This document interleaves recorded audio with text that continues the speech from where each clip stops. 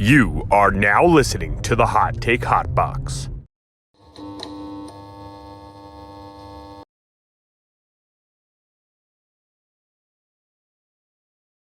Welcome to the Shoulder Strikes MMA Podcast. You are now listening to the Hot Take Hot Box. Welcome to the Shoulder Strikes MMA Podcast. You are now listening to the Hot Take Hot Box. Ladies and gentlemen, Shoulder Strikes MMA Podcast brought to you by the Hot Take Hot Box. My name is Matt McSweeney. I am joined by Ty Capone. We are here, UFC 292 this weekend. Sean O'Malley, Aljamain Sterling. This card was an absolute banger a couple weeks ago. It has taken some hits, but we still have a very strong top of the bill here, and I'm very excited. It's always a big event when there's pay-per-view and it's not Amanda Nunes headlining it.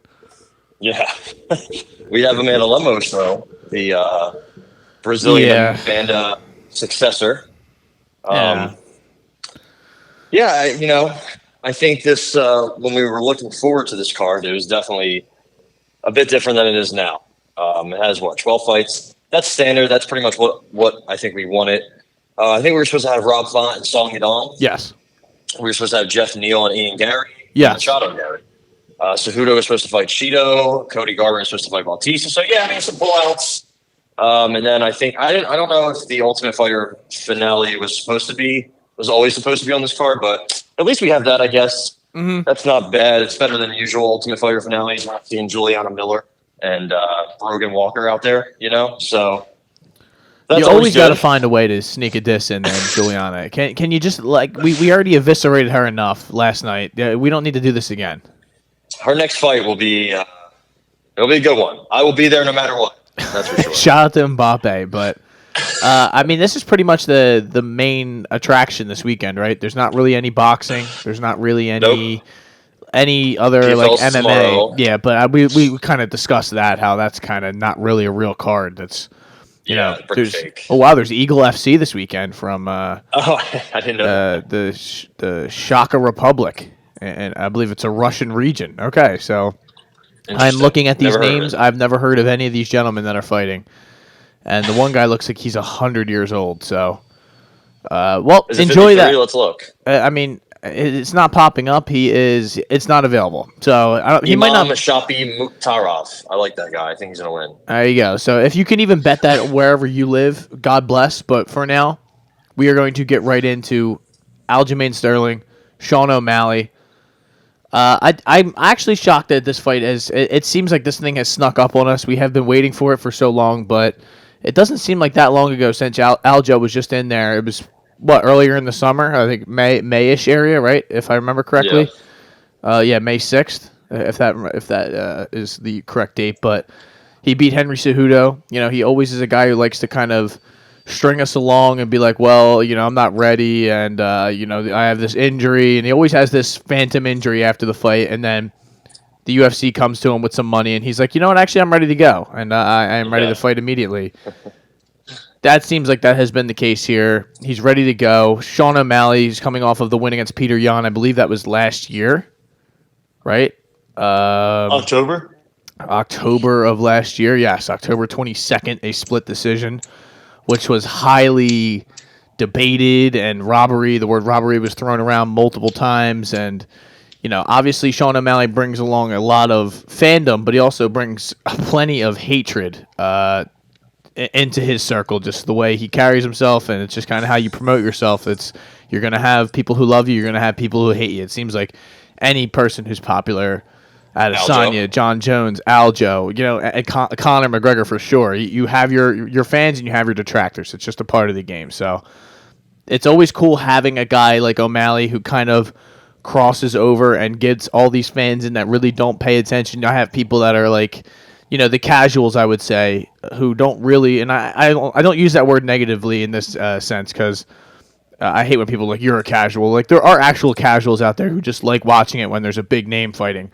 And Sean O'Malley, it seems like, is one of those big names that draws in people who don't necessarily watch it all the time. And I say all that to say that I'm very excited for this weekend. This is one of those fights typical striker versus grappler where, if the one guy gets his hands on him, it's over. And if the other guy, hits him, it could be over because the other guy doesn't really take shots all that well. And it seems like a somewhat of a interesting, even matchup. Obviously, there's going to be a favorite towards Sterling, which we got minus 250, 265 as high as for Aljamain, the Funkmaster. And we have Sean O'Malley sitting at a plus 210, 200 underdog. I'm going to go out right away and probably say I'm going to take O'Malley money line, and it's not based off the anything a lot more than I am just a huge fan of his, and I feel like I have been riding this wave for a while, and he's won me a lot of money, and I also just think that this is if anybody is going to beat Aljo, it seems like this is the kind of skill set and physique and sort of just a really good matchup, in my opinion. I know the grappling, there is a huge deficit there, but I don't know. I just I'd like to see Aljo grapple against somebody who has the similar size to him, and it's been a while since he fought Corey Sandhagen, and he kind of wrapped him up early on in that fight. But if you look at a lot of the recent, he's on quite a run. It's 1, 2, 3, 4, 5, 6, 7, 8, 9 in a row since Marlon Moraes shut his lights off in 2017. But yeah, he doesn't really finish a lot of these guys. If Peter Yan doesn't count an illegal knee. That's and then I don't count the TJ Dillashaw either because obviously that guy was incapacitated coming into the octagon. But 2 split decisions. An illegal knee, he gets the rear naked choke on Corey Sandhagen. A couple, it seems like a lot of these are decision fights, and he knee bars Cody Stamann, which is, for whatever. But I've talked a lot to start this off. I'd like to let you go in and speak your mind about what is going to happen here. I guess I would just say before I let you go, I would probably, if I was going to bet, I said all that to say it's a Sterling decision would be probably, even though, that's a long time, but I feel like that could be a good value at plus 240. Yeah, Aljo's looking to, I believe, break the record for title defenses at Bantamweight, but he's also done. Like, this is his last fight. Yeah. He's trying to, he's talked about, I'll vacate the title and I'll let Merab come rule this division. It's never good to hear guys talking like that, but he's finally fighting somebody with 4 inches of height on him, only an inch of reach, but also very much younger, much less mileage, many less surgeries. Also, much less experienced. So it's going to be interesting to see how Sean fight. How many pure grapplers has Sean O'Malley fought? I don't really see any. No. At all. Holly and Paiva, and he got him out pretty quickly. Holly and Paiva looks to strike most of the time anyway. So, I think there's a lot of things to like about both guys in this situation. It's like you said, if it stays standing, it's probably Sean's fight. If it goes to the ground, Sean's probably done. His jiu-jitsu's gotten a lot better. I really like the fact that he works with his jiu-jitsu coach is Augusto Mendez, who fought Aljamain Sterling once upon a time and dropped Aljamain Sterling once upon a time. So I really like that. I think that that guy has a bunch of achievements. He's very credentialed. I know it's very hard to kind of catch up with Aljo. It's something that's impossible, but he's done really well. I think he even if he does go down, I don't know if he'll go down right away, but if he does, I think he can work himself back up. Jan took him down 6 times in their last fight, but I don't think he was really able to hold and control him that much. Besides maybe the second round. Other than that, I think third round he was 2 of 7 on takedowns. So I don't know, man. The thing with Aljo too, we see like a lot of times in later rounds because of how vicious that weight cut is. He just fades a little bit, and he kind of sets up those takedowns that he's. He 4-15 against Cejudo, especially in the 4th and 5th round. He was kind of he wasn't even. He was just diving across the cage at him, and he got taken down his fair share by Peter Yan too. So, in the first fight anyway. So, in the second one, he just kind of not to cut you off, but he kept taking him down and kind of just backpacking and holding. Like we talk about the worst form of MMA grappling that you can have. But I mean, it worked, but I just don't know. Yeah, I'm kind of with you, though. He does kind of like gas out towards the end of these fights. Not necessarily gas out, but I guess it's just that relentless pace, mastered that weight cut kind of takes a toll on him. Yeah, man, he just cuts so much weight. He's always active. He's always in your face. That's good. But I also think the backpack part of his game also kind of gasses him out. That body lock triangle will take a lot out of your legs, no matter how tight it is. The problem is, like, if he gets to that position on Sean, I don't know if Sean's, I don't know. One thing I think, sorry, having a repeat of yesterday, or the other day. I think Sean has a lot more toughness and durability than people give him credit for. He's tall, skinny. He's broke. He had the leg issue when he fought Cheeto. He broke his foot when he fought Andrei Sukhmatov. I think maybe on the regional scene he also had a foot or knee issue. But I mean that kind of just happens. I mean, Chris Weidman was involved in two of the nastiest leg injuries to ever happen in the sport. I don't think he has a specific tendency to just have leg injuries. Like, Sean O'Malley can take shots. He took a lot of shots from Petr Yan in their fight. And he, as soon as he took one, he gave one. Very surprising. I was very surprised by that. And he can also, I feel like his cardio isn't that bad. Like, he pretty much threw the whole kitchen sink at Chris Matinho, and the guy wouldn't go away.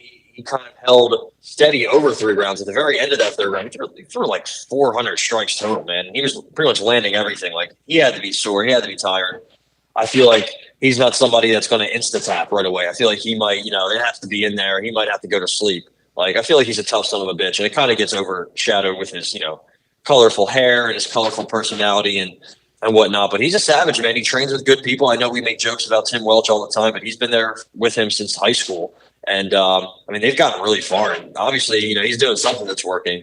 He's bringing in guys like Henry Cejudo, Augusto Mendez, credentialed wrestlers and grapplers to really just help round out his game. They have a pretty good camp over there in Glendale, Arizona. So I think I think this is his time. I think the stars have aligned, and I think Sean O'Malley's, I think he's going to get it done. I think he's going to finish him in the second round, third round. I think he's going to just be too much. His kicks, as flashy and spinny as they are, they're very accurate. Like, it's not like he's some of these like some of these other guys. Whoa, take a second here, man. Come on. No, we're good. You're good. Take a breath. Take some water here.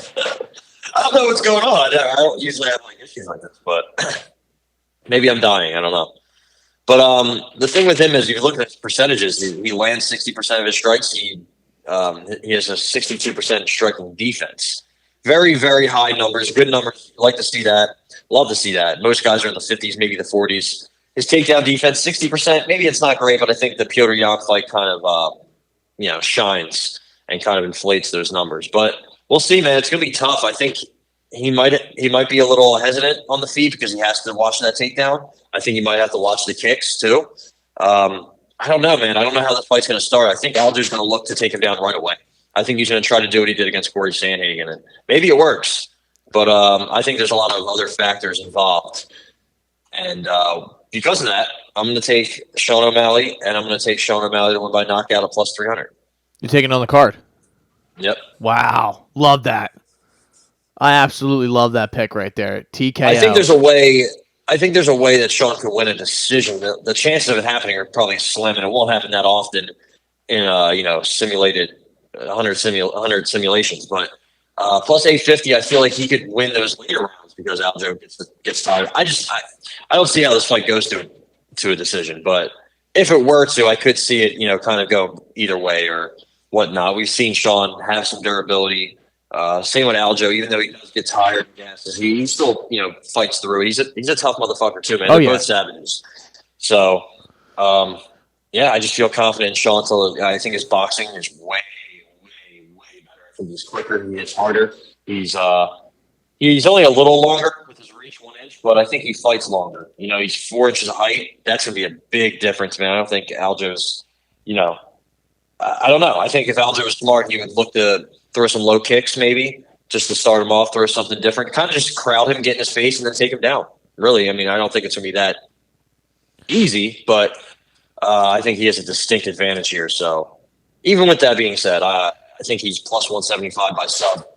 Yeah, maybe if you want to play first round sub for Aljo, that's plus 500. So that's not even that great of an odds. So either way, I'm always wrong on main events. Underdog, favorite, doesn't matter. I'm always wrong. So either way, I'm riding with my boy, my doppelganger, Sean O'Malley. Take that for what it's worth. Like I said, yeah. Like I usually we've gotten the last couple main events. It seems wrong, but this one I feel I don't know. Like you kind of said, like this just kind of feels like his time, and it's never good. Like the signs are there with Sterling talking about moving up. He's approaching that 35-year-old. You know, I know he just turned 34, but when you start getting into your mid-30s, it's especially at these later weight classes we've talked about. It's not really conducive to longevity. So he's going to be getting hit with front kicks the whole time. You know, and I think it's going to be difficult for Sterling to enter in on those takedowns. You know, he's not the bigger guy like he was necessarily in a Peter Yan, or at least, you know, somewhat similar in height as Peter Yan. He was much bigger than Cejudo in the last fight, so I think it's going to be a little bit of an adjustment. I think he's going to struggle with it. I think he's going to struggle with the speed of O'Malley because his striking is going to be so much better than him, and quick and just powerful. And I could see O'Malley hurting him a few times before he eventually gets him out of there. But you know, because you know what Sterling's going to do is he's going to go down to his knees, put both hands on the mat, and kind of do that turtle walk backwards when he gets hurt, because that's his usual go-to. He kind of tries to bait you into committing a foul, but I don't know. I feel good. I feel good about this. I don't feel crazy confident, obviously, when you're betting a plus 200 underdog, but the number's right. And if it was mixed the other way, I would be firing Sterling money line, because it just seems like this is a very even matchup. And if I was going to bet Sterling, you know, I guess an inside the distance wouldn't be horrible either, to kind of just go even, but something about that decision seems like you know, a nice bet here, because like you said, I don't think O'Malley's going to roll over and die. He's ready to go for 25 minutes, and I could see Sterling doing a lot of laying and praying and hoping that this thing kind of just goes by. So yeah, also, like we always talk about how uncomfortable Aljo looks when he gets hit clean. You know, I think he better watch out, because this weekend there's a very good chance he's going to get clean with a nut. What my favorite is Sean O'Malley's like overhand / straight right. Yeah, his cross, like it's a cross, but it comes down, and it comes down with some heat. Man, it's so quick and accurate. And it kind of reminds me. His right kind of reminds me of McGregor's left.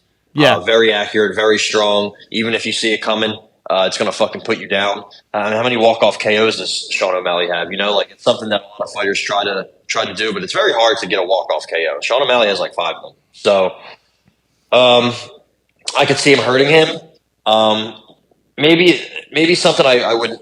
It's going to be tough to kind of predict, but what if he hurts him and follows him to the ground? that's what I was saying. Then what happens? Yeah, I think maybe, honestly, if he's on top and he has Aljo hurt, I think he might be able to be fine.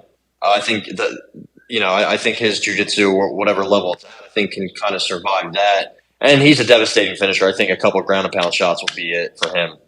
So we'll see. I'm looking forward to seeing how he starts the fight, how they feel each other out in the first round, what Sean does, if he throws any spinny shit. I really hope he doesn't throw spinny shit into a back take. No, because that might be it, you know. But it's definitely something I could see happening, you know.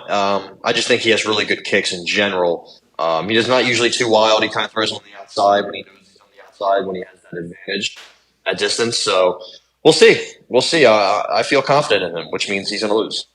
Yeah, I think he knows that, though. Like you said, like that spinning shit, and you know, some of those high kicks and all that. He's going to try and limit that. I think a lot of it is going to be short, precise shots. That front kick, that front body kick, that front kick up the middle. You know, like kind of just straight shots, left, right hands. I don't see, you know, maybe some body kicks, but nothing too crazy to kind of make a takedown attempt more successful or make it easier for Aljo. I think he's just going to try and keep the distance as much as he possibly can, keep him away from him, and I think he'll have success in that. So, and now we keep it moving, ladies and gentlemen. We go right into the other title fight that we have going on here. We got Zhang Weili, Amanda Lemos. Zhang Weili making her second title defense, or first, I guess, because she just won it back. But yeah. It seems like she's been more active, I guess, than she actually has been. But, the last time she was in there was November. They really haven't been able to find a fight since then for her. Like at 115, it's just that I find that hard to believe. But she, it doesn't really matter now. I guess she's getting back in there. Amanda Lemos, who is coming off of, I believe, a decimation of Marina Rodriguez, where she put her down, and a win against Michelle Waterson Gomez. Lost to Jessica Andrade, a win against Angela Hill. So this isn't exactly a great resume heading into a title fight, but we've seen lesser resumes go in there and take care of business. She has the tools. She has the one-punch power to really hurt Zhang Weili, but Ty, I got to be honest, I don't think that's going to happen here. This seems like a prime spot for a Zhang Weili masterclass. I just don't know how she gets it done. Yeah, I agree. I think,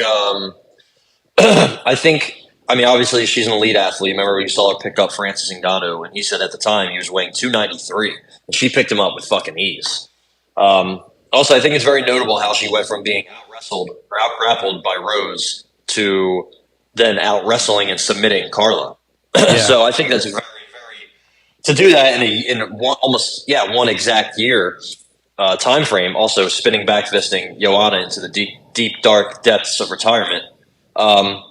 She makes quick adjustments. I know she's 0-2 against Rose, but, the head kick was a bit of a fluke. It ended early. The split was, close fight.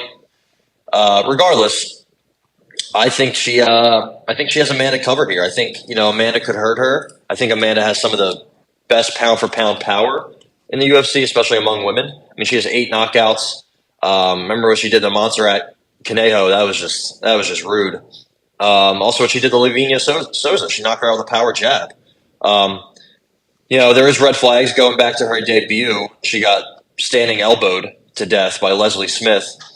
Jessica Andrade, standing arm triangle choked her, and she also almost dropped that fight to Angela Hill. And that was not that long ago, man. Yeah. Less than 2 years ago. Very back and forth. I believe she was getting taken down by Amanda Angela. She got taken down once, but even then, she knocked her down once, but the strikes were close. Everything was close in that fight.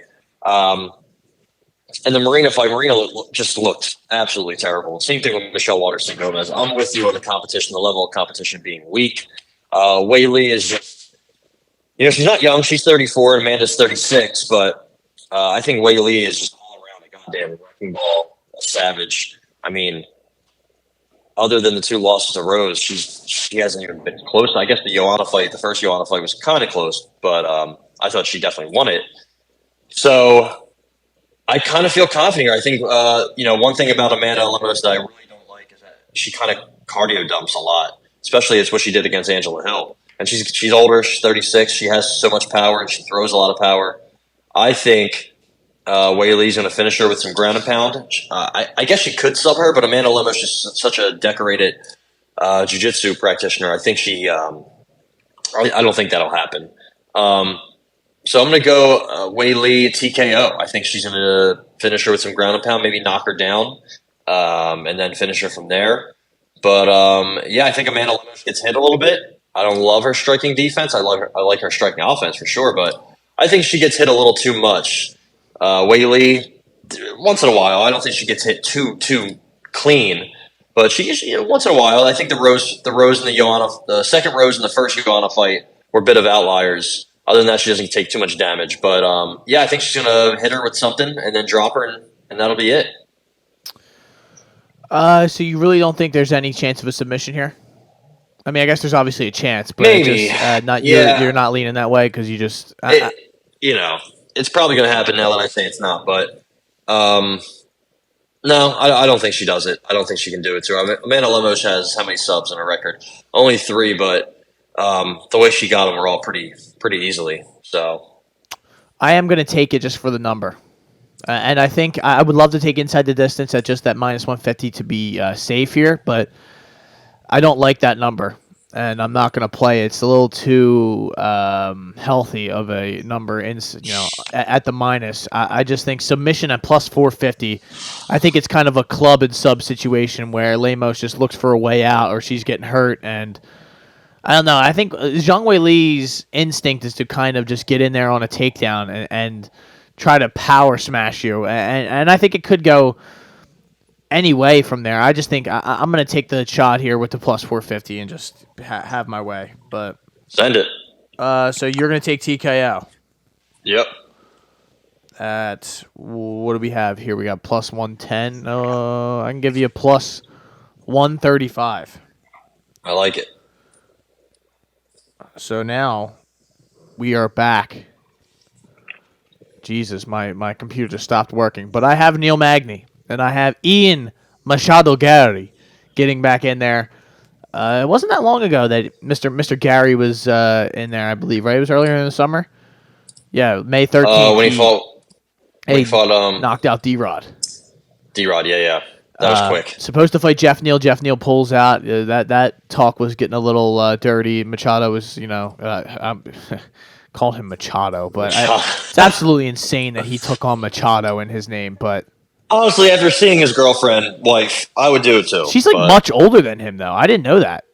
I didn't know that either. I know she's much hotter than him. But, I mean, and I'm glad he finally got rid of that herpes sore that he had on his lip for a while there. That was not looking good. But listen, IMG, good old IMG. Of all the Irish gentlemen that come through the mixed martial arts world, for some reason Ian Gary just rubs me the wrong way, man. I can't tell you. I've been trying to root for him, and I bet him a lot, and then I try to support him. But something about you saying that you're the superstar of this card, and nobody's waking up to. Yeah, it's like maybe in Ireland, yeah, pal, you're the only guy fighting from Ireland, so maybe you are the only superstar there, but. Listen, buddy, I am not tuning in on Saturday night to watch you fight. You just happen to be fighting. I'm watching Sean O'Malley. I'm watching Aljamain. I'm even watching Zhang Weili and Amanda Lemos. I ain't watching you, pal. But even Cheeto Vera, that's another guy I'll always tune in to watch. But I guess we have to talk about the odds here, which are kind of skewed, or I guess really skewed here. I think he's the biggest favorite on the card, yeah? I think so. Minus 520 to a plus 390, 360. Neil Magny. So I'm trying to see on the rest of this card if there's anything that's even close to this. But, I mean, there's a couple minus 350s and 400s. But no, Ian Machado Gary, who was only a minus 175 favorite on some of these books when it regards to Jeff Neal. It's a healthy difference in odds. And I think rightfully so. I think he has the upper hand on Neil Magny. I mean, he's 10 years younger than him. I think the reach is going to play a little bit of a factor, but I just don't think Neil Magny is that good anymore. I think I just don't know if he finishes him or not. That's what I'm struggling with. I really think this could be a really slow sort of fight and boring where Gary tries to get his shit off, but he's not able to, and he kind of has to just wade his way into a decision, and he, I don't know, but I guess I'd like to hear what you have to say. Yeah, I think this is probably a good matchup for Gary. I mean, Magny fought less than 2 months ago in a very close split that went the distance, and I think he won, right? Yeah, he beat Phil Rowe, but at what cost? Didn't look great. I remember that he got taken down by Phil Rowe, and he kind of fought into Phil Rowe's game. It's funny because a lot of time Neil Magny, when he fights guys, he makes them fight his game. He makes them come into his clinch, and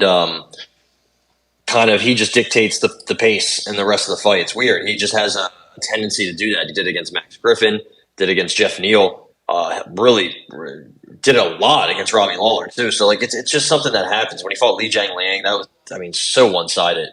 But and he has beaten prospects before. He has kind of shut down some of that hype before. So he's one of those underdog guys.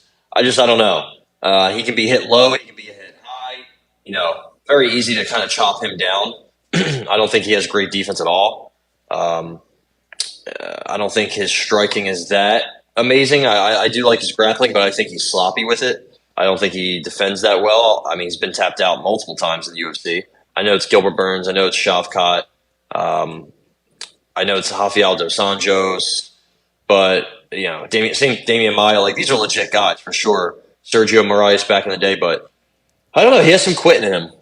I think his durability is also starting to wane. Just fought a couple weeks ago. This is so short notice. I know he has the 6'10" reach advantage, but they're the same height. Ian Gary does have that tall man's defense, which I kind of worry about. I mean, he almost got put to sleep by Kenan Song, but he bounced back. He put up some good numbers against him. Took care of D-Rod quick. He's got a knockdown in 3 straight fights, 4 of his 5 in the UFC. He's won fights in different ways. The Gabe Breen fight was very different. The Darian Wheat fight, same thing. So I don't know if he finishes Neil Magny here, but I think he might. He's very good striker at distance. Very good movement. I wish he would go for it a little bit more, but he does have he does have high volume. It's just against lower competition. So I want to see how he diversifies his striking against somebody like Neil Magny, who's never really eaten that many strikes in a fight. I'm trying to find anywhere where he's over like 60 or 70, and I can't find one. The most strikes he's ever absorbed was Ponzinibbio in a 4-rounder, which is 79. So Max Griffin 67 in a fight that he won. Very close though. I remember that one. So I don't know. I think he's just I think he's up against it here. I applaud him for stepping in and trying to save this fight, trying to save the card, if you will. I just think Ian Gary has him covered. I don't know what to take here, so I'm not going to take anything. I think he could and should finish him, but I thought he could have finished Saul Kanon a long time before he did. And the fight before that, 2 decisions. I know he got D-Rod out of there quickly, but D-Rod's very slow. He's very quick. We'll see. I don't know. I think Ian Gary, he could be legit. Man. He could be one of the better Irish, Europe, UK prospects from that region of the world. So we'll see. We'll see if he gets a big win and if Miss Machado Gary walks in the cage. Well, hopefully, for everyone's sake, we get to see that. But other than that, I'm going to take Ian Gary decision for a lot of the things you just labeled. It's just, I think this fight is going to, I just don't like, sometimes Ian Gary lets himself get hit a lot. He doesn't have a lot of respect for his opponents for most of the time.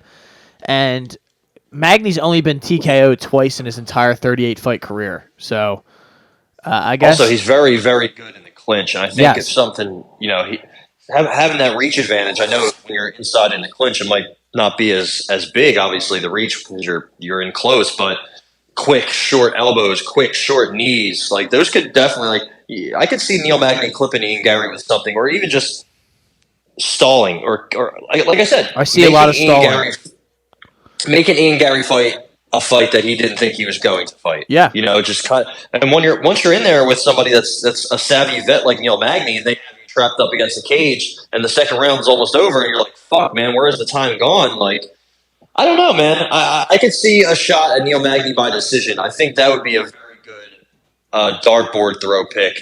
The problem is, he's getting older.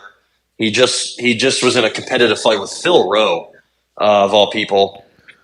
So that really kind of worries me. Again, 7-week notice or 7-week layoff or whatever you want to call it. So I think all that considered, and I think Ian Gary, he trains with some fucking savages. A lot of people talk about how good he is.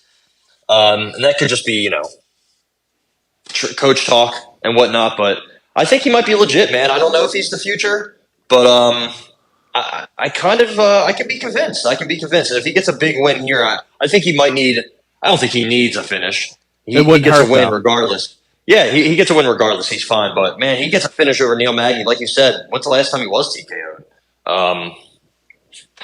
Fuck. I was just looking at it. Now I'm not looking at it. No, literally, I was trying to scroll through it, and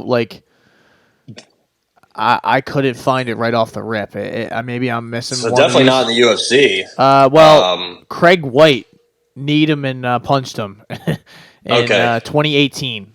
So, if you remember the illustrious career of Craig White, the Thundercat. Didn't he do that too, Craig White? Oh, he did. My bad. There you go. See, I got excited. There was a TKO on the board, and I was like, "Wait, there you go." No, you're right. He did. He did the back on TKO. The Ultimate Fighter. He got elbowed by Mike Ritchie. Ooh, that was 2012. Lorenz Larkin elbowed him on the McGregor Diaz card. There you go. That's right. There it was. I knew it. There. Yeah. Okay.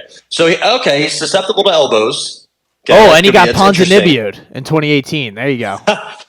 Wow, we skipped over both of them. I can't read. He has so many fights in Well, the there's UFC. so many. 21-9 Dude, in the yeah, UFC. I'm fucking scrolling through all these greens and reds, and I'm like, dude, what? I know. Trying to find this. I know. I didn't realize how long he's been around, but yeah, I think Ian Gary is a safe play, but that line is just crazy. So Parlay also, piece. how safe of it? Yeah, I think he could be a parlay piece for sure. I know it's again a big number, but you toss that in at the very end. I don't think there's anything wrong with that. But it even is to the point, like you said, like, I mean, how much is it going to add? It might not, the risk might not be worth the reward. So Yeah, it might be a stay away, but I am taking, Ian Gary decision plus 235. That is my official play on the card. I just think there's going to be a couple situations where he hurts him and then he can't finish him and Neil Magny gets back up, puts him up against the fence and, I don't know, like decision wins against Gabe Green and stuff like that really have me like, this could be a tougher fight than we expect it to be, but. yeah. How about Mario Bautista, supposed to fight Cody Garbrandt? He gets a late replacement here. Damon Blackshear stepping in there after his twister victory last week over Jose Johnson, I think was the gentleman's name that he twisted. So Lobo Solitario. yes, how could we forget already? But it's pretty crazy for him to be making that quick bounce back like that. Blackshear plus 180, 185 to Mario Bautista's minus 225. Unfortunately, I think for Mr. Blackshear, he bit off a little bit more than he can chew with this one. I mean, it definitely could win, obviously. That always goes without saying. But Mario Bautista is no Jose Johnson, and he throws some absolute heat behind a lot of these shots that he throws. And he's a guy who can finish the fight with his hands or, with a submission. So his UFC career, he's got four of his 6 wins are by finish. You could argue he hasn't fought anyone on the level of Blackshear, I think. Yeah, I'll say. Yeah, I think you look at some of these names and you're like, wow. Like, I think Cody Garbrandt would have been a live dog in this situation. But I guess this kind of my instinct would be to take a Mario Bautista, maybe inside the distance or something. But I think I'm honestly going to stay away from this one. I don't trust it, but I am rooting for Blackshear just to pull off kind of the upset. Yeah, it's just a quick turnaround. He's a big boy for 135, so I don't know, man. I don't know how you make the weight twice. Like, I'm sure he blew up on Sunday and then he accepted the fight on Monday. So having him 4 days to make weight again, that's got to be hard. That's got to be hard. So I think that alone is going to just drain him. And he has a pretty aggressive, strong style, whether it be on the feet or on the ground. So I think his cardio is going to be an issue. And how can anybody blame him, honestly? And Mario Bautista, like you said, he's just good everywhere. I think this could be a letdown spot for him just because it's not Cody Garbrandt. It's Damon Blackshear. Huge difference in name and hype. Yeah. He has been KO'd before by Trevin Jones, so not to say it'll happen again. Also, Sandhagen armbarred him pretty quickly, but, I think that's MMA. So he has good pace, goes to the body really well. I think he's, awesome on the – I can't tell if he's better on the ground or on the feet. The triangle armbar of Benito Lopez was nasty. He obviously got Guido Canetti out there quick. Same with Kelleher. So, yeah, man, I don't know. I think Bautista's safe here, but it's gonna be tough for both guys. I just worry about Blackshear in the second, third round. So I'm gonna go Bautista. Decision, maybe late finish, but no bet. Yeah, I'm with you on that. I think he could. I really just don't see how I can confidently bet something here and feel good about it, so I'm going to stay away and keep it moving. How about we got Chito Vera? It's pretty crazy. He was supposed to fight, Cejudo on this card, and it probably would have been a little bit higher up on the card, but he gets dropped down with Pedro Munoz stepping in. But Pedro Munoz had, I would say, a good amount of time to kind of step in, and these are two guys who fought the O'Malley, who's in the main event. Pedro Munoz wanted to beat his ass apparently in the hotel lobby, the Young Punisher, which I did not know that was his nickname, but, what are you going to do? Coming off of a big win against Chris Gutierrez, where he kind of gave him like a vet lesson, if I remember correctly. It was kind of, I'm pretty sure I had Gutierrez that night, and he was just like, listen, man, I'm not that cooked yet, and came out and kind of dominated him. So I guess I'll ask you, Ty. I obviously like Chito Vera's game, but he's kind of shown me he's not really trustworthy to bet because he likes to give away the first round in almost every one of his fights, and sometimes he takes too long to get going, and then sometimes he comes out like hell on wheels and murders people. So I don't know what version of him is going to show up on Saturday night. Yeah, also I think something with Chito, he struggles with length and he struggles with wrestlers. And this fight, he's got a 5-inch reach advantage, 2-inch height advantage, and I think he's probably better on the ground, better takedown defense, more subs. He does get hit a lot, but Pedro Munhoz gets hit a lot. So I think this is a tailor-made matchup for Chito Vera. I think I think it's going to be close. Like, I think it's probably going to be a 29-28 regardless, but this is a good bounce-back spot for him after that Sandhagen fight, I think. And even after the Dom Cruz fight. 7 knockdowns in his last 4 fights. Crazy. I think he could hurt Pedro Munhoz. Neither guy's ever been finished, right? Or neither guy's been knocked out? I can't remember. Neither guy has been finished, I believe. So, Pedro Munhoz, great guillotine. But the problem with him is he's the anti-Chito. Chito struggles in the first round. Pedro struggles after the first round, keeping up that pace, throwing, if it was up to him, he would have a fight to the death with just low kicks. So Chito's the same way, man. Yeah. Chito's very, very diverse striking. He'll kick you high, he'll kick you low, he'll kick you up the middle. It likes those teeps, it likes flying knees, it likes throwing elbows, it likes to just damage you. Yeah. And he has a pretty good chin, a very good chin. He ate like 270 strikes from fucking Rob Font, and he didn't go down once. So, I think this is a very good spot for Chito Vera. 200. I don't know what I would play. Like, I don't want to say he's going to get a finish because Pedro is so hard to finish. And then betting on Chito to win by decision is tough because he fights on very thin margins sometimes, usually in that first round. So, honestly, just because of that, I'm staying away. I feel confident in Chito winning. I feel like I could play a money line if I had that bankroll, but minus 200 is a little wide. I'm not trying to bet 100 to win 50. So I'm going to stay away from this one. I expect a close decision, 29-28. Maybe if you want to bet a split decision on either fighter, that could work. But I'm good. I'm going to take Chito Vera to win by decision. I'm going to tell you right now that by the time Saturday night rolls around, and if I've had a couple of adult beverages, I may be convinced to take that inside the distance at plus 350, which is fat. But, really, you look at it, though. Neither one of these guys have been finished, and they have a combined 50-plus fights in the mixed martial arts. So, and this is only a 15-minute fight. We're keep counting on maybe Pedro Munhoz being cooked, and I just don't see it happening necessarily yet. They're he's much smaller than Chito Vera, but like we kind of talked about, Chito Vera just thin margins, kind of lets people hang around and fight sometimes. Especially a guy like Munhoz who's going to be throwing some serious heat back his way. So I think he's going to have a healthy respect for him, and I think he may pick him apart from the outside, but he may not get him out of there, and that's what I'm hoping for. So I'm going to go decision plus 110. And that's the main card. We keep it moving, though, ladies and gentlemen. How about this? Chris Weidman getting back in there after his leg exploded on the Masvidal. And I don't say that as a joke. I am being dead ass.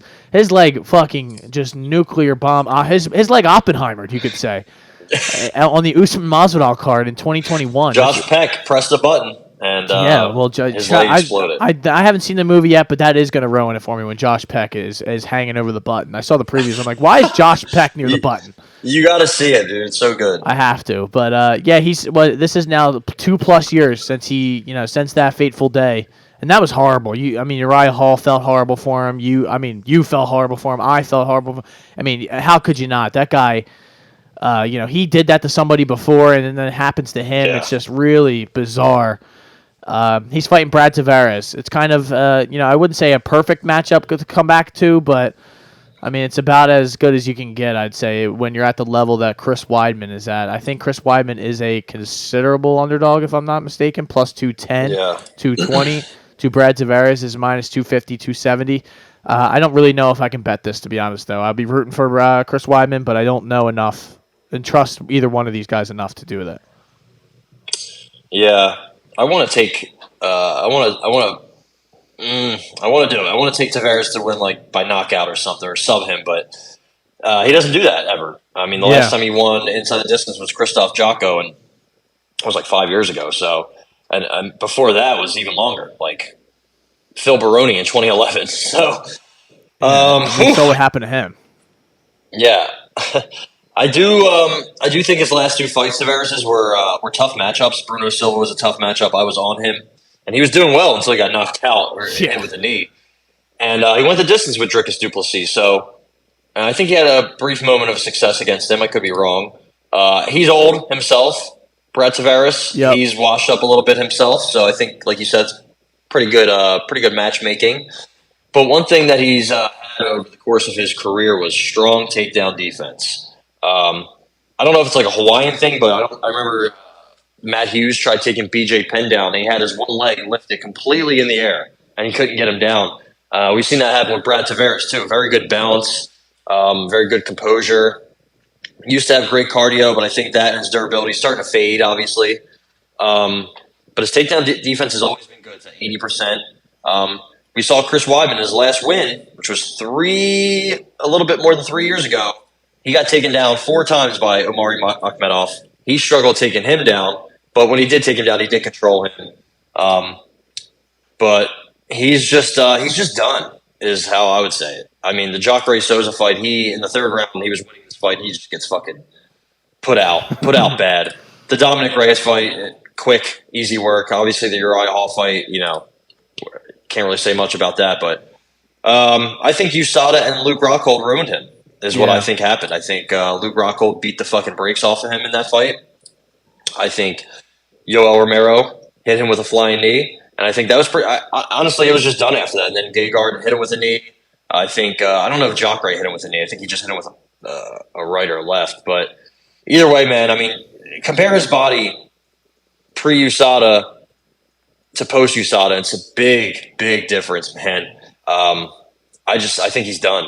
I don't think this is the same guy that I remember he fought Mark Munoz, and he beat the fucking shit out of Mark Munoz. I mean, in 2 rounds, Mark Munoz didn't land he landed 1 total strike in 7 minutes.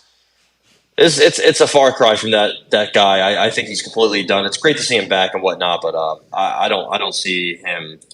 I think he's done. I don't know how. I think Brad Tavares could knock him out.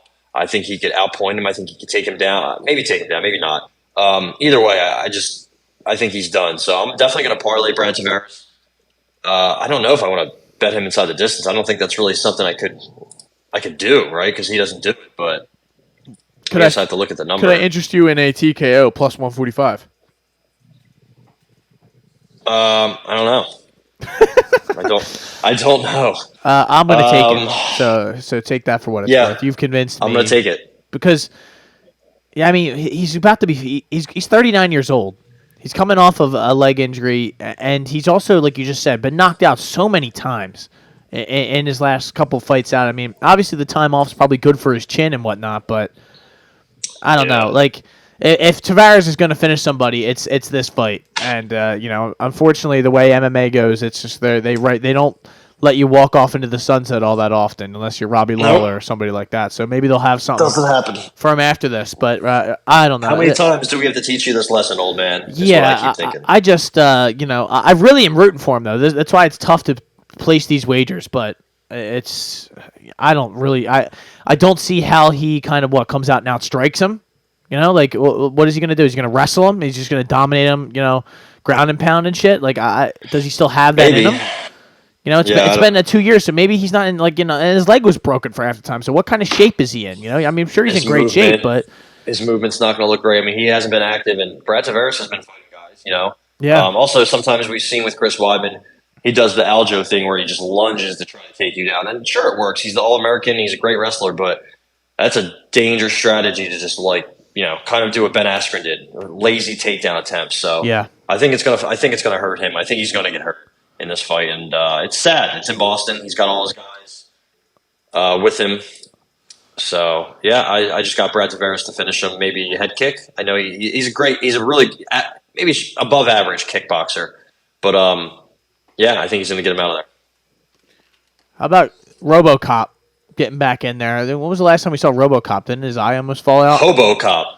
No, that was a different fight. That was Chitty. Last time he came out and he fought Bruno Ferreira, the Hulk, and the Hulk smashed his ass, and then the Hulk got smashed. Yeah, but now he's fighting Dennis Tululian, who is a ultimate get-right fight if you are in the UFC. What are the odds on this one? I imagine RoboCop is a minus 355, 375 favorite to Dennis Tululian. Unless your name is Jamie Pickett. Yeah, plus 280. Exactly. Then it's not necessarily a get-right. Jamie Pickett's the ultimate get-right fight, so nothing to be ashamed of there. I guess. Unless you're Joseph Holmes, who is the ultimate get-right fight. But, what do we like? What do we like here? Is this a round one situation? I'll tell you what I like here. I'll tell you what I like. I'll tell you what I really, really like. I like HoboCop to win by submission. You know how they have the soft R that's an H? HoboCop. I'm not too sure when his last sub was. Oh, he armbarred a fella named Edalberto de Oliveira in Jaguar Combat. Oh, that's not good, dude. That guy's Tapology picture is kind of funny also. Jaguar Combat. Where did this take place? Middle of nowhere, I bet. It's not it's not something he goes for or tries to utilize. He just wants to stand and bang, but he has some chin issues, I would say.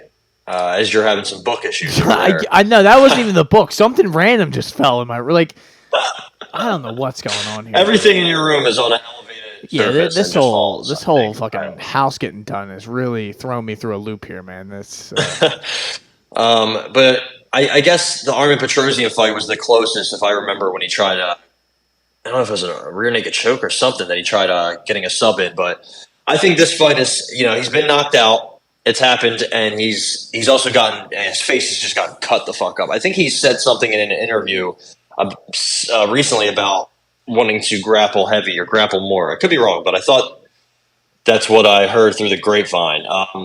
He has lost to weaker competition, like we talked about, Bruno Ferreira. I do like Armin Petrosian, but I think he's better than Armin.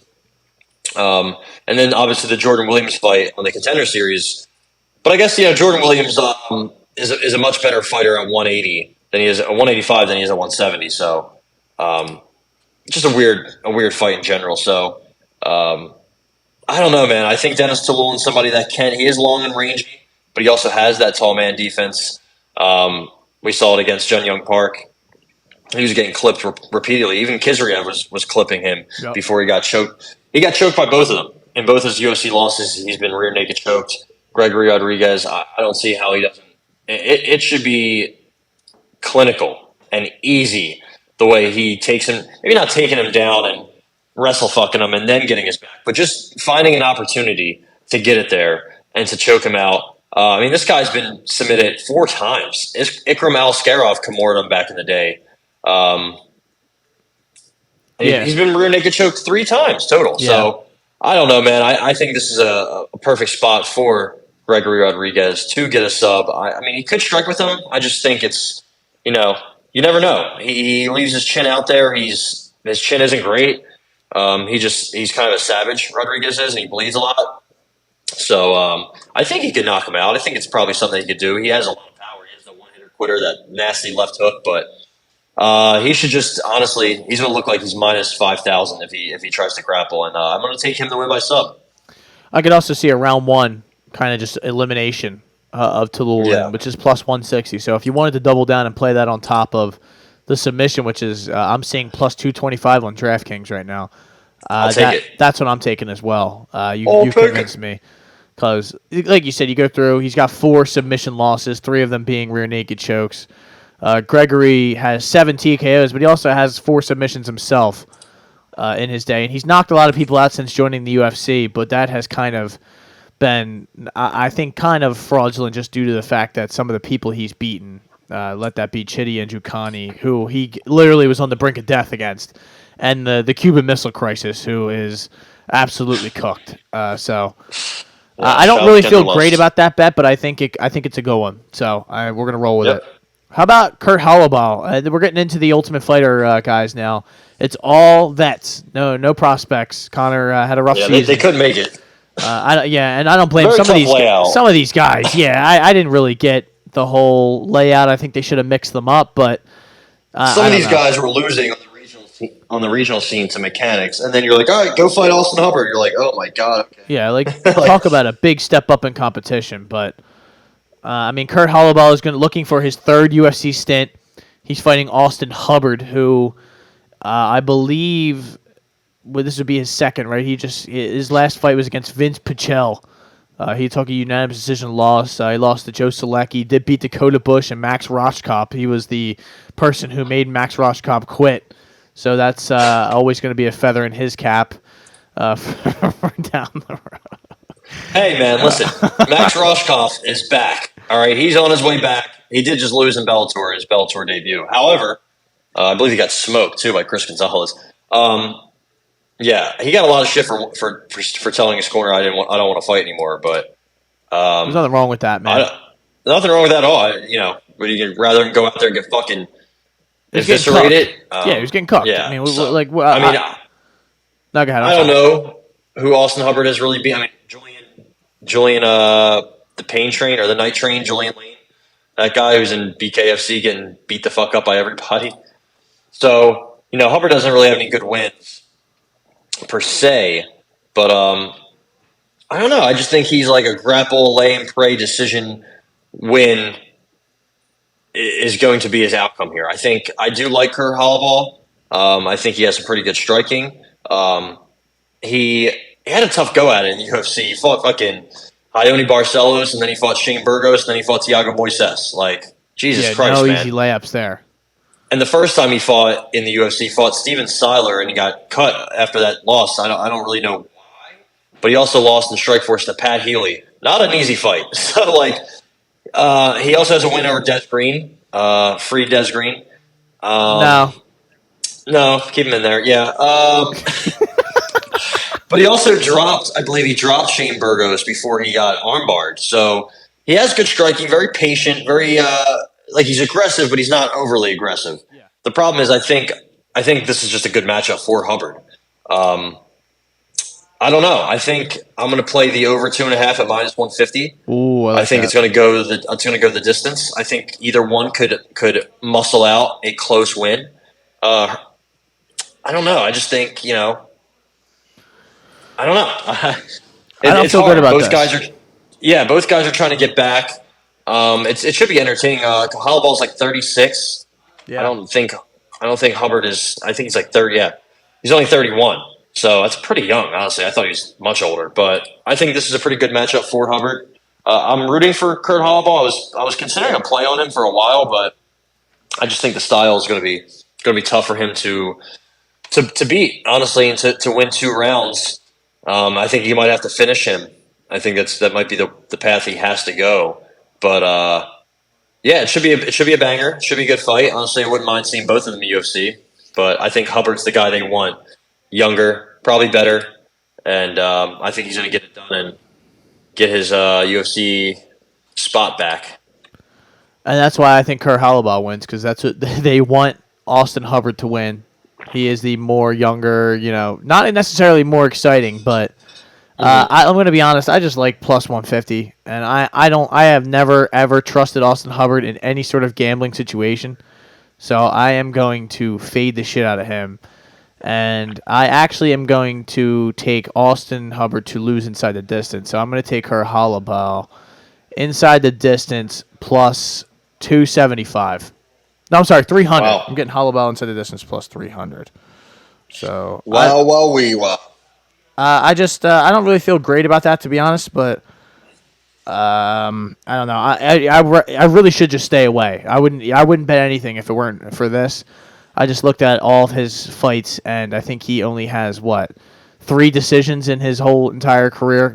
Wins wise, he's got 9 submissions and 7 TKOs. I could see him maybe throwing a sub up from his back and getting something, because Austin's going to keep going for the wrestling the whole time, and he's going to just push the grappling, try to push the pace on him. That's how he fights everybody. And I think it's going to backfire. So we go to the other one. Cody Gibson, who just got an arm triangle this week on the show. He's fighting Brad Katona, who is really a fucking annoying person if you watch the show. So annoying. He really just was absolute nerd. I couldn't stand him the whole time. I didn't like him when he was fighting in the UFC. But now I guess he's back. He's fighting Cody Gibson. I like Cody Gibson here. I think we kind of talked about it here. Talked about it on the show. Maybe the last episode. I don't know. I don't. Cody Gibson seems like a guy who should just be in the UFC anyway. I don't really think when you go back and look at some of his losses, it seemed like he kind of got a raw deal while he was in the UFC. But absolutely, he's got a loss to Ray and even Borg outside on of the UFC. He I mean, he beat John Dodson, beat Yeah. Francisco Rivera. I mean, those guys are probably cooked, but I mean, who would you rather see somebody be, a cooked former UFC product or a 5-2 mailman? yeah. I don't know. I'm kind of with you. The only thing that kind of scares me, not to kind of interrupt you, but No, you're good. Cody Gibson did have a knee injury. Yes. I believe it was a meniscus on the Ultimate Fighter. I don't really know if that thing's healed. I don't know. How long ago did they even film? I think Was it, they filmed early? that like early in the summer, or not even early in the summer. I think it was like May. I feel like when they were putting all the shit up with him fucking wearing the suits in the Apex and all that. So he won quick, and who was it? Rico DeSchulo? Yeah. That poor guy, man. I mean, he slipped, and that was the end of the fight. Unfortunately for him, he did fight Aljo way back in the day and took a round from him. Unanimously took a round on the Rousey Sarah McMahon undercard. That's almost 10 years ago, 9 years ago. So obviously that probably doesn't mean shit now. I just think Katona's more well-rounded than him. Yeah. And I think he's probably going to be able to take him down, kind of beat him the way Ray Borg beat him in the UFC. I don't think. Let's see what the over/under is. I kind of want to take the over in this one too, but I don't see a line yet for that. So I'm going to stay away from this one for the knee injury. And I really don't like Brad Katona. That makes me want to kind of take Cody Gibson, but I think Katona is probably the smarter and better fighter, and also they have kind of like a little rivalry there. They kind of don't like each other, so I think maybe that favors Katona. Maybe it means nothing, but I got Katona, but no bet. Yeah, I'm kind of with you. The thing that stops me from betting anything on this is just, like, I like Gibson just based off the fact that he has like a half of a foot of reach advantage. Like, he's so much bigger than Brad Katona, and I feel like he could maybe hurt him, or not hurt him, but just keep him away from the outside. But, Brad Katona has shown that as much as a nerd as he is, he fights smart. He's willing to go, get into a war, because he got into a war on the show. I forget who he fought. Timur Valiev? That's it. That's exactly who it was, and that was probably the best fight of the whole season. And he was ready to go. The Jason Knight, Kurt Holloway destruction. So I'm just, I'm just looking forward to having an exciting fight. I worry that Cody Gibson could get taken down and kind of just laid on. I don't really know much about him to maybe think that doesn't happen. I don't. But I would like to take the underdog here, Cody Gibson, just the fact that he's so much bigger than him. But how about Andre Petroski getting in there against GM3? This is a huge experience mismatch, as GM3 has fought 50 times in MMA, and Andre Petroski is going to be fighting for his 11th time this upcoming weekend. We have a minus 225 favorite in Andre Petroski to GM3's plus 195, 185. Ty, I got to say, I don't really know. I mean, my instinct tells me Petroski, because just because, he's the local guy, and I've been riding with him for a lot of these. And he made me feel stupid when he Darce choked Maximov. But I mean, GM3, this seems like a typical GM3 spot, does it not? Yeah, it does, because Petroski had so many takedowns, and he that can kind of play right into a front choke, into a guillotine from GM3. I mean, his last sub was a guillotine. How many guillotines does he have in UFC? 2, 3, and he has a couple anacondas. So he likes those chokes. I mean, he likes all the different kind of chokes. And he's also bigger. Like, I think Petroski is pretty physical, but I think GM3 is definitely more physically imposing. GM3 is just like, he gets hit a lot. He doesn't really have durability. He doesn't, his takedown accuracy isn't great. His takedown defense isn't great. Like, he doesn't really impress you by the numbers at all, but they all go out the window when you fight him. He makes it tough for everybody. I mean, the way he beat Bruno Silva, I don't think anybody saw that coming. Like, I think he did. So he ended up guillotining him. I thought he finished him with strikes, but he was just beating him the fuck up, knocked him down, and then guillotined him. But also, there's the fight with Dustin Stoltzfus where he was losing, I think, and he got taken down a bunch of times. But then he rear naked choked him. He upset Mahmoud Murdoff, took him down a bunch of times, took his back, choked him out quickly. So I don't know, man. But then again, there's the Ian Heinisch fight where he gets just one hitter quittered within a minute, and you're like, okay, that doesn't happen much with Ian Heinisch. So, and then Joe Pyfer just smoked him in a fight where I thought he was going to lose. I really want to take Petrosky just because, he gets 6 takedowns a minute. He's going to be able to take him down whenever he wants. I think he can stay out of trouble on the ground for a little bit, but how long? I don't know if GM3 necessarily throws that many submissions up off his back, like triangles and arm bars. At least not as much as he, tries to get your back or try to get your neck. So it could be guillotine or bust here with GM3, and obviously he's very live to do that. I just think Petrosky has him covered everywhere. I think Petrosky could knock him out in the first round. He hits very hard.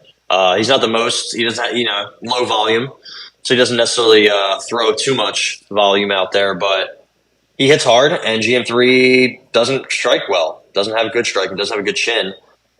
Don't think he has good cardio either, and he's getting old. So, let me look at the Bovado. I don't really I looked at a lot of these, like Petrosky TKO. Petrosky inside the distance is -110, so that's right away just takes away from that from me. And then Mearshart submission is +370, 390, but I'm not going to sit and count. I'm gonna do it. I'm gonna take Petrosky by KO, TKO, or disqualification +400. Throw it up. I think that's a pretty wide number. I get it, but half of his finished wins in his career are by TKO. It's not all submission, even on the regional scene. So I think he's a strong, good kicks. I think he hits very hard. I know he's smaller, but he looks the part. He's chiseled, that's for sure. I think he gets it done and brings the GM3 belt back to Springfield Township. Shout out to Kutztown, baby. I'm going to bet it with you. I'm not going to let you go in there by yourself, so there you go. You kind of convinced me. That's a big number. I didn't realize how big that number was. Yeah, right? I mean, it should be closer to 200 in that area. So if you're going to give me +430 is what me and you are getting here, then sign me up, ladies and gentlemen. Andrea Lee. Everyone knows her. KGB, that's right. Getting back in there against Natalia Silva.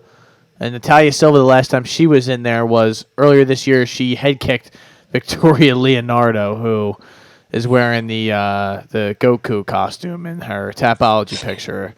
How could you forget? So Andrea Lee is a almost 300 underdog. And on some websites she is, to Natalia Silva's -345, 350. Do you like that line? I mean, it seems like a wide line for a ladies fight early on in the night, but I guess I'll ask you. Yeah, do you think, is there anything here to bet? I guess I should ask. It definitely is a little wide.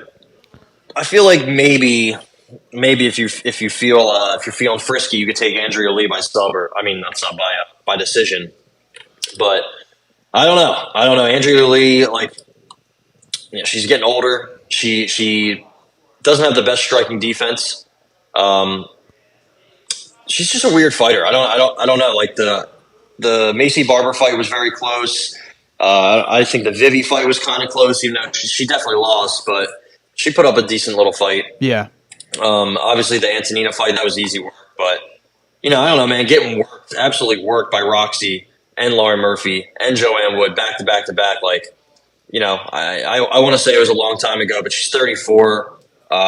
She kind of just is who she is as a fighter. She will have a size advantage here. I think she's got a couple inches of reach and 5 inches of 5 inches of reach, 2 inches of height on Natalia Silva. Natalia Silva's a little small for this weight class, and I think, if you can kind of follow a little bit of the early game plan of Teresa Bleda, is to kind of, get on top of her and neutralize her danger.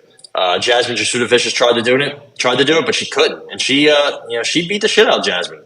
She beat her pretty well, and I thought that was a great debut, great look for the debut. And the Bleda fight wasn't going her way for small parts, but then she fucking smoked her with that spinning back kick right on the chin. Just knew she was going to come in for that takedown.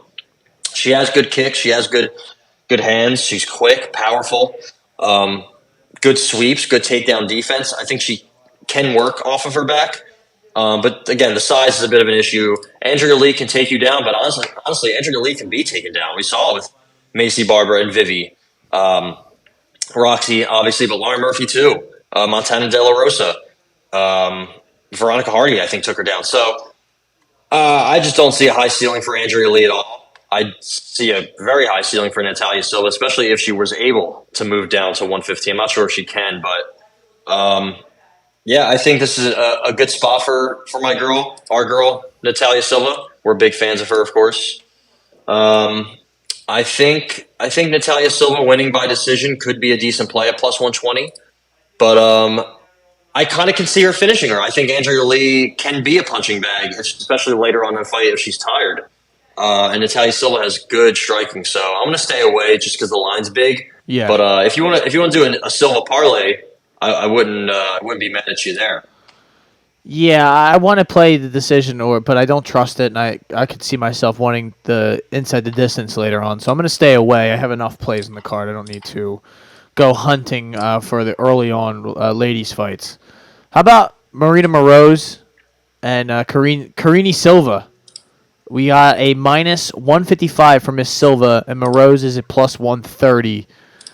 I if I remember correctly, we did. Yeah, that's right. She knee-barred Ketlin Souza. And, that was nasty. Yeah, that was so nasty. It was like a knee bar / whatever the fuck else it was from the bat. Like, that was crazy. That's right. She's the girl that all 16 of her wins have come by finish. 8 submissions, 8 TKOs. She's fighting Marina Moroz, the Iron Lady, who has never been submitted or finished. So she's got 4. And she also armbarred Karine Silva back in the day. Did she really? I didn't know that. Yeah, 9 years ago. Wow. So we are getting our get back here. That was at XFC International 7. Same card as Carlston Harris and Alan Nascimento getting wins also. So Michelle Pereira also getting a guillotine on that card. Wow. I was there. Yeah, we I were lost there. my ticket, though. That's right. I don't have proof that I was there. Honestly, we didn't even have tickets because we snuck in. We did sneak in, and at the Estadio de Morimbo. Morumbi. Yeah. That's R.I.P. Right. So, I guess I could see Karina Silva getting the win here, kind of. She's the one who has made all the adjustments in her game. They're similar in size. Moroz has a 2-inch reach advantage. They're, she's 2 years older. She's from the Ukraine, so she's got that. She's fighting for a little bit more than herself right now. I think she even said something like that the last time she was out there, or maybe not the Jennifer Maia fight, but I think she actually was saying that before that, and it didn't go her way. So I guess I have to take something. I can't just sit here and take a couple of these out. I'm going to take Silva inside the distance plus 175. I'm conflicted here. I think Marina Moroz, I kind of wrote her off, I want to say, after the Angela Hill-Carlos Barza fights where she lost pretty easily. Even the Danielle Taylor fight, that was not a good fight, not a good win. And she lost to Val Latorno. She got knocked down by Val Latorno. I think I've heard that, I don't know if it was Rose. I think it was Joanna said Valerie Latorno hits harder than anybody she's ever fought. So actually, I don't think that's that bad looking back on it. And I thought also, like, once Marina Moroz started her OnlyFans, I was like, fuck, man. That could be a death knell in her MMA career. But she's honestly looked a lot better. She beat the shit out of Maria Agapova. Did what she could do to her. Arm triangle her to sleep. I think she put her to sleep. And the Mayra Bueno Silva fight opened my eyes a lot because she was able to strike with her at distance very well. She was able to avoid getting hit with anything clean and hard. She took her down a couple times, controlled her for large periods of that fight, and was able to win a unanimous decision. I think it might have been the third round. No, I don't know what round it was that she lost. Maybe the third. But she's made improvements, and she's never been finished, which is crazy because I feel like she's been finished 5 times. I don't know why. The Sabino Mazo fight, I think, was part of that. Also, wait, is she moving down or is she moving up? She's moving up, right? Who? Or she's Marina Moroz. She's moving down? I can't. Her last fight was at 25. This is at 25. Okay, so she used to Yeah. fight up 15. I think that is part of the reason why she's looked a lot better. She's fighting at her natural weight class. You know, killing herself to fight Carla Esparza and then getting taken down 6 times. You know, that's going to happen. So, and with Karine Silva, I mean, she's just an opportunistic finisher with all kinds of crazy subs. I mean, her last one was special. That was really special because Ketlin Souza was getting some hype before that fight. And even the Dars Sampoliano Botello, that was real nasty at the very end of the first round. But that Contender Series fight got a little interesting, man, in that second round before she got the guillotine against Queen Kong. It started to look a little weird. So I think if you push Karine Silva past the first round, you can do some good things. She lost to a chick who was 2-0 when she was 9-3 by unanimous decision. She also obviously got armbarred by Marina Moroz a while ago, but I think I think they're both different fighters, but I think Karine Silva is now earning her killer nickname. And, I think she's going to do what you said. I don't think we've seen her really work with her hands that much in the UFC. But I think she has a striking advantage over Marina Moroz. It's going to be a good fight, I think, honestly, but I'm going to follow you in with the inside the distance, bet on Karine Silva. And, I think we're going to get our get back here.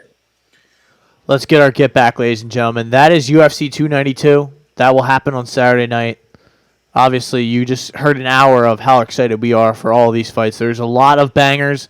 There's a lot of, questionable. We lost some fights, but honestly, anytime there's a pay-per-view event, they kind of always have some sort of intrigue going into it. Especially the main card has, at least 4 solid fights on there, and I think there's solid fights throughout here, and some definitely plenty of bets as we both, Ty probably set a record here for, he's got 7 on the card this week. So that's a big card for Ty. And I'm feeling good. How are you feeling? I know. Pretty good, I think. Probably going to lose all 7, but I'm feeling good. I'm feeling all right. And I can't wait. I can't wait for, honestly, the main event. I'm just pumped. I'm pumped to see Weili. Weili's always in a good fight. It's always good seeing her fight. And then, we get to see Weidman headline the prelims, so that could be sad or good. Yep. We'll see Ultimate how that Fighter goes. ending, Ultimate Fighter's done, wrapping that up. Hopefully getting some Chandler McGregor announcements soon. Apparently I'm hearing rumbles of December. I don't know. We're in August. We're almost in September, so I think it's going to be a pretty solid, top to bottom, solid card. Obviously, it's not that top heavy, but I'm fine with that. I'm also hearing John Jones won't fight on the same card as Colby Covington, so that's a little bit of drama going on right now. But we will get into all that next week. We've held you long enough, people. Thank you for listening, as always. This is the Shoulder Strikes MMA Podcast. My name is Matt McSweeney. I am Ty Capone. As always, go Birds. You are now listening to the Hot Take Hot Box.